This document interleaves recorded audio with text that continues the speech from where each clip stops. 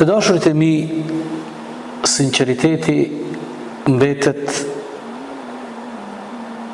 një sfidë që na sfidon të gjithë neve, për faktin se nëse ne arrim të prekim majat e sinqeritetit, atëherë shpërblimet dhe të mirat e sinqeritetit janë të pakapshme prej neve, janë të jashtëzakonshme. Imam Neveviu rahimahullah i ka përmend 3 ajete në këtë kapitull.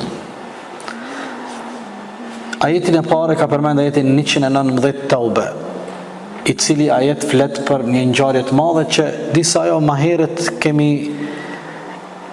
bisedu lidhje me këtë ajet dhe shkakun pse ka zbrit ky ajet dhe ajetet pas tij. Fillimisht lëni ta lexoj ajetin, thot Allahu dhul Jalal: "Ya ayyuhalladhina amanu taqullaha wa kunu ma'as sadiqin."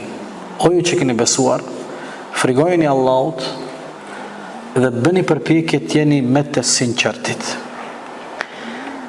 Ky ajet ka zbrit me rastin e asaj ngjarjes të madhe, ata 3 shokët Ka'b ibn Maliku me 2 shokët e tij, të cilët nuk morën pjesë në betejën e Tebukut, e Allahu e la pezull çështjen e tyre për 50 ditë. Pejgamberi alayhis salam thonë nuk di me jap fetva.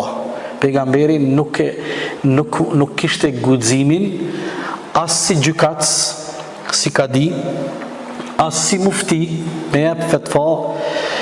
Me dhjetra diku 80 e ma shumë ishin që s'kishin marrë pjesë në betejën e Tebukut. Pejgamberi secilit prej tyre i japi zgjidhje, po kur erdhi puna te Ka'bi edhe 2 shokët e tij, tha këtu jam i pa aft, nuk di si me vepru me ju, dhe e la çështjen te qielli.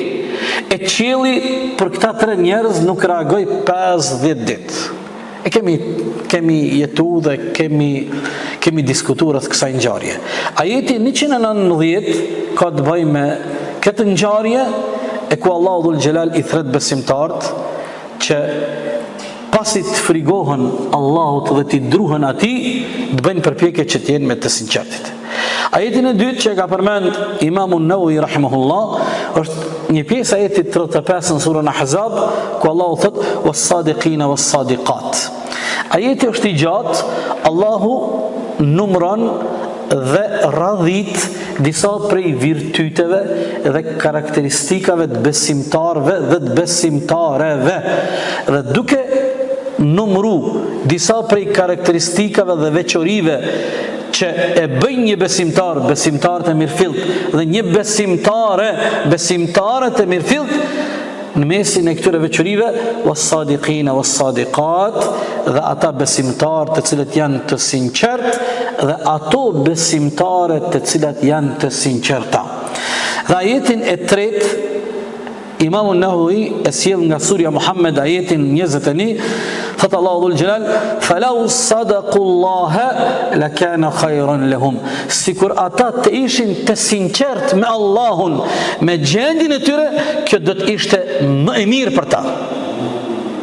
Kjo do të ishte më e mirë për ta.